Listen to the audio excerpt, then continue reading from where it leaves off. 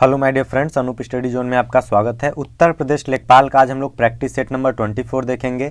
GS के सामान्य जानकारी की इस सीरीज में हम लोग लेखपाल का जो जीएस का पोर्शन है उससे सारे सब्जेक्ट्स के इंपॉर्टेंट क्वेश्चंस को देख रहे हैं। आज हम लोग फिर से जियोग्राफी के कुछ महत्वपूर्ण प्रश्नों को देखने वाले हैं। अभी तक आप लोगों ने यदि पिछले प्रैक्टिस सेट को नहीं देखा है तो आपको डिस्क्रिप्शन में लिंक मिल जाएगा, आप जाकर के वहाँ से आसानी से सारे प्रैक्टिस सेट को देख सकते हैं। ठीक है, चलिए तो आज की क्लास हम लोग स्टार्ट करते हैं। आज का जो हमारा पहला प्रश्न है, जो खरीफ फसल है उसकी बुआई कब की जाती है। तो खरीफ फसल जो है उसकी बुआई आपका दक्षिणी पश्चिमी मानसून के प्रारंभ होने पर बोई जाती है। अब इसमें बोई जाने वाली कुछ प्रमुख फसल कौन कौन से हैं, तो जैसे आपका कपास हो गया, ठीक है, कपास के बाद आपका ज्वार हो गया, चावल हो गया, ज्वार हो गया। तो ये सब क्या है, ये सब प्रमुख है। मूंगफली हो गया, तिल हो गया, तंबाकू हो गया। ठीक है, तो ये सब क्या है, ये दक्षिणी पश्चिमी मानसून के प्रारंभ होने पर ये सभी फसल बोई जाती हैं।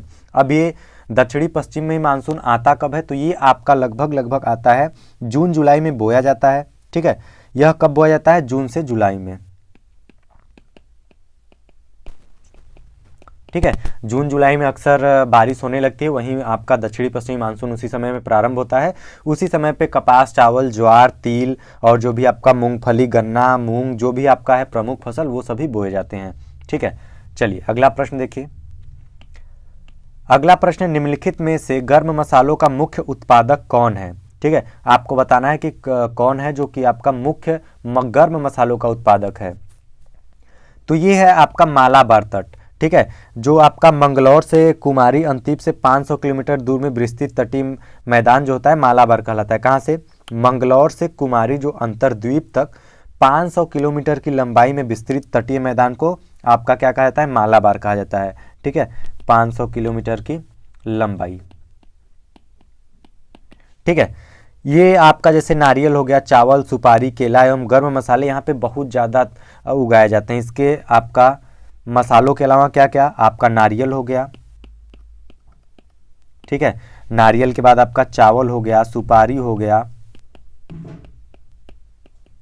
चावल के बाद आपका सुपारी हो गया, केला हो गया। ठीक है, गर्म मसाला हो गया। तो ये सभी प्रकार के जो उत्पादक हैं वो कहाँ पे किए जाते हैं, मालाबार तट पे। ठीक है, अगला प्रश्न देखिए। निम्नलिखित में से कौन सा घटक हरित क्रांति लाने वाली कृषि नीति का अंग नहीं रहा है। ठीक है, तो ये आपका कौन सा है, गारंटित अधिकतम दाम। ठीक है, गारंटित अधिकतम दाम आपका जीएपी के नाम से आप जानते हैं। किस नाम से, जीएपी के नाम जानते हैं। जो भारत में हरित क्रांति लाने वाले कृषि नीति का कोई भी अंग नहीं है। ठीक है, 1966 में भारत का नई कृषि विकास नीति अपनाई गई थी। कब अपनाई गई थी, वर्ष 1966 में कृषि की जो आपकी नई नीति अपनाई गई थी। ठीक है, कृषि नीति या नई नीति अपनाई गई थी, जिसके तहत आपका बीज, उर्वरक, सिंचाई और जो प्रौद्योगिकी था उसका नवीकरण किया गया था, जिससे कृषि उत्पादन एवं भूमि का जो उत्पादकता था वो अचानक से वृद्धि हो गया। ठीक है, चलिए अगला प्रश्न देखिए। हरित क्रांति सबसे अधिक सफल रही है कहाँ पे, आपके पास ऑप्शन है पंजाब तमिलनाडु, पंजाब हरियाणा उत्तर प्रदेश, या फिर हरियाणा में, या उत्तर प्रदेश या महाराष्ट्र में। तो जो हरित क्रांति का सबसे अधिक प्रभाव या सबसे अधिक सफल रहा था वो आपका स्टेट सबसे ज़्यादा आपका पंजाब था, फिर हरियाणा, उसके बाद आपका उत्तर प्रदेश। तो ये जो तीनों स्टेट थे ये आपका हरित क्रांति आने के बाद ये बहुत ज़्यादा तेज़ी से क्या हुए, ये विकासित हुए आपके कृषि के क्षेत्र में। ठीक है, आपका राजस्थान, मध्य प्रदेश एवं बिहार के कुछ प्रमुख उत्पादक राज्य हैं, वहाँ पे पूरा तो नहीं, लेकिन राजस्थान और मध्य प्रदेश जो है, बिहार का भी कुछ इलाका है जो कि आपका हरित क्रांति से बहुत ज़्यादा आपका सफल रहा था, या वहाँ की उसी वजह से विकास हुआ था। ठीक है, चलिए इसके बाद है भारत में हरित क्रांति कब तक किसके मामले में सबसे अधिक सफल रही थी। तो किस मामले में सबसे अधिक आपका हरित क्रांति आने से गेहूं को फर्क पड़ा था। ठीक है, हरित क्रांति के मामले में सबसे सफल गेहूं रहा, क्योंकि उच्च गुणवत्ता वाले गेहूं के बीजों का प्रयोग किया गया, जिससे क्या हुआ, गेहूं का अधिक उत्पादन हुआ। हरियाणा, पंजाब, उत्तर प्रदेश और राजस्थान का जो गंगानगर जिला के प्रमुख गेहूं उत्पादक जो हैं वहाँ पे ये बहुत ज़्यादा क्षेत्र में उत्पादन हुए। उसके बाद आपका दलहन, तिलहन व नकदी जो फसल थे उसकी भी जो उत्पादकता थी वो भी बढ़ गई थी। तो हरित क्रांति के प्रश्न पूछ लेता है कि आपका हरित क्रांति की शुरुआत कब हुई थी। तो आपका हरित क्रांति की शुरुआत कब हुई थी, इसकी शुरुआत आपकी 1966 से लेकर के 1966-67 में लगभग इसकी शुरुआत हो गई थी। और आपका जो हरित क्रांति था ये 3 फैक्टरों पर निर्भर करता था। 3 प्रमुख महत्वपूर्ण कारक थे इसके। कौन कौन सा? इसमें आपने टेक्नोलॉजी का उपयोग किया और क्या बनाया? विज्ञान आधारित तकनीकी। ठीक है,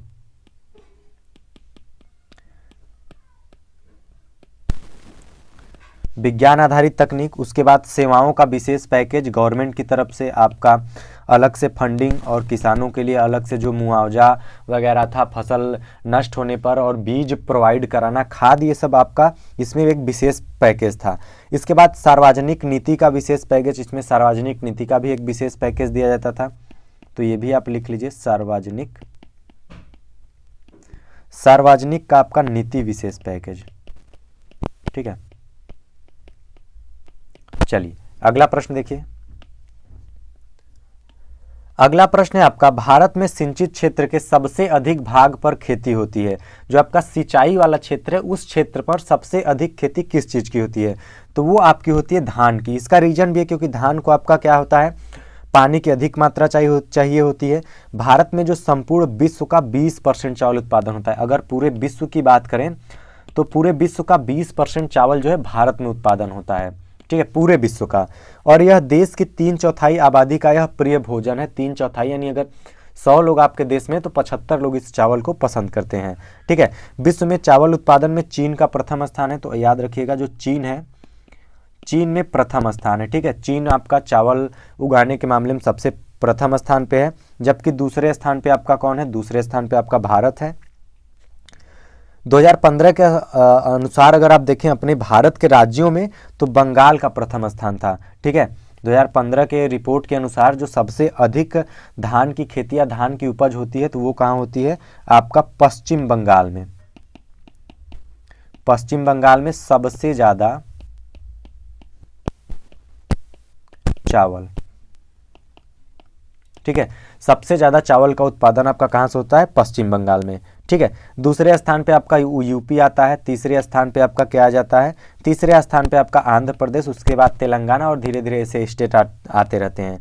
ठीक है, बिहार का भी आपका 5वां स्थान है। तो आपका पड़ोसी बिहार भी जान लीजिए, बिहार का आपका कौन सा रैंक है? 5वां है चावल के मामले में।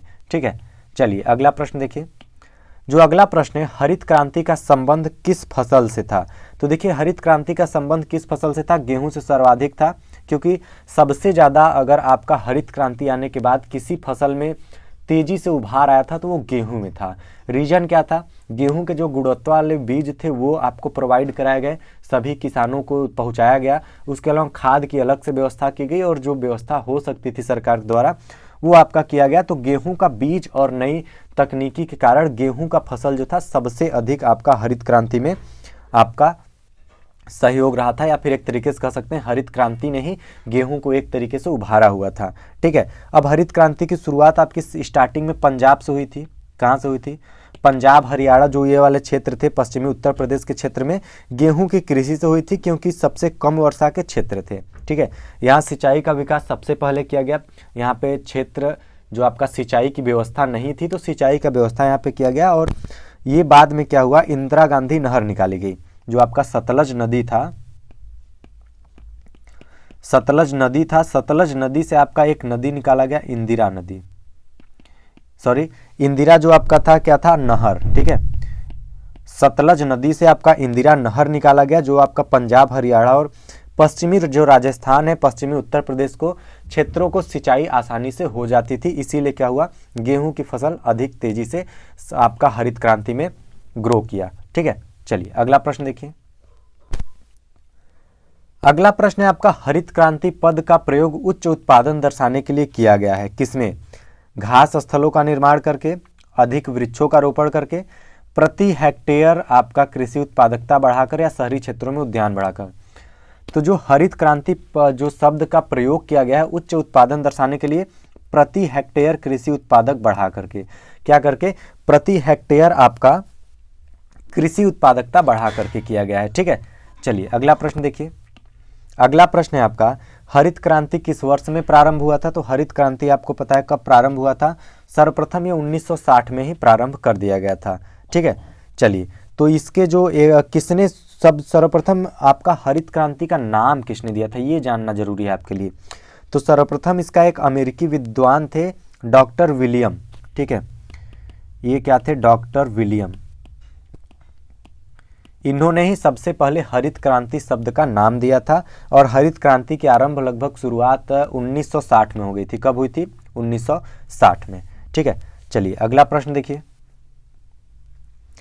अगला प्रश्न है, चाय की पैदावार कहाँ होती है? पर्वत पर, पठार पर, पर्वतीय घाटी पर या फिर पहाड़ी ढाल पर? तो देखेंगे आप, चाय की पैदावार सबसे अधिक कहाँ होती है? पहाड़ी ढाल पर। अगर आप मूवी या सिनेमा में देखे हो या फिर खुद गए हो तो देखेंगे कि जो पीछे अपना एक बैग टाइप का लटका कर वो चाय की पत्तियां ऐसे तोड़ते रहते हैं, तो वो आप देखे होंगे जो ढलान होता है, काफ़ी पहाड़ी की जो ढाल होती है, वहीं पर सबसे अधिक चाय की आपकी पैदावार होती है। चाय की जो पैदावार होती है, चाय की पैदावार ये होती कहाँ है? जहाँ की भूमि आपकी ढाल हो, जल का निकास होना आवश्यक होता है, जहाँ पे आपको पेड़ों की जड़ों में जल एकत्रित नहीं होना चाहिए, वहीं पे आप क्या कर सकते हैं? चाय की अच्छी फसल उगा सकते हैं। अगर आप भौगोलिक दिशाएं देखें तो यह लगभग 150 से 125 सेंटीमीटर वर्षा जहाँ पे होती है, कहाँ? 125 सेंटीमीटर से लेकर के 150 सेंटीमीटर, ये वर्षा का मापन है, सेंटीमीटर में कहता है, ठीक है। जो आपका 125 सेंटीमीटर से 150 सेमी वार्षिक होती है, या फिर जहाँ पे 24 डिग्री सेल्सियस से आपका 24 डिग्री सेल्सियस से 30 डिग्री सेल्सियस तापमान होता है, आप वहाँ पे आप क्या कर सकते हैं? जो आप चाय की पैदावार अच्छी तरीके से कर सकते हैं।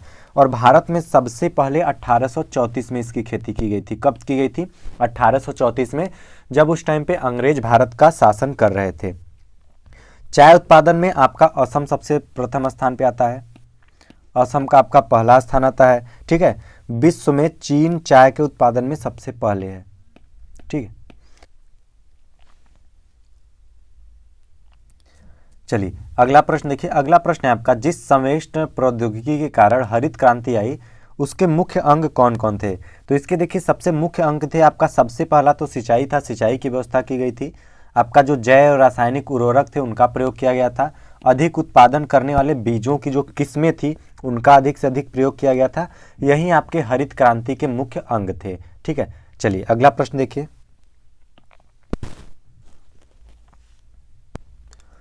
भारत में सबसे बड़ा कृषि प्रायोगिक फार्म कहाँ पर स्थित है? ये आपका कहाँ पर स्थित है? अंबाला में, ठीक है। अंबाला में स्थित जो कृषि आपका प्रायोगिक फार्म है, चौधरी चरण सिंह ने बनवाया था। किसने बनवाया था? चौधरी चरण सिंह, ठीक है। इन्होंने बनवाया हुआ था और इससे जो थे, ये विश्वविद्यालय का एक सहायक संगठन भी है। यह कृषि परीक्षण संस्थान के रूप में कार्य करता है, जिसे आपका कृषि ज्ञान केंद्र अंबाला 1966 के नाम से जाना जाता है। इसका निर्माण भी लगभग 1966 में हुआ था, तो ये इसी नाम से जाना जाता है, ठीक है। चलिए अगला प्रश्न देखिए। अगला प्रश्न है, हरित क्रांति का मुख्य उद्देश्य निम्नलिखित में से किसका उत्पादन बढ़ाना था?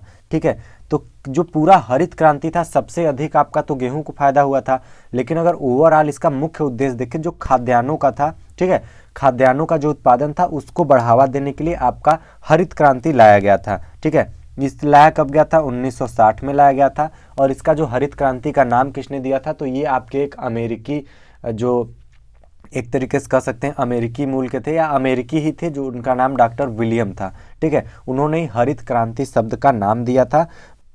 चलिए अगला प्रश्न देखिए। अधिक पैदावार वाले पौधे तैयार किए जा सकते हैं किसके द्वारा? ठीक है, तो अधिक पैदावार वाले पौधे जो हैं वो संकरण द्वारा आपके अधिक प्राप्त किए जा सकते हैं। ये क्या होता है? ये आपका हाई यील्डिंग वैरायटी बीज कहते हैं इसको, ठीक है। इसको क्या कहते हैं?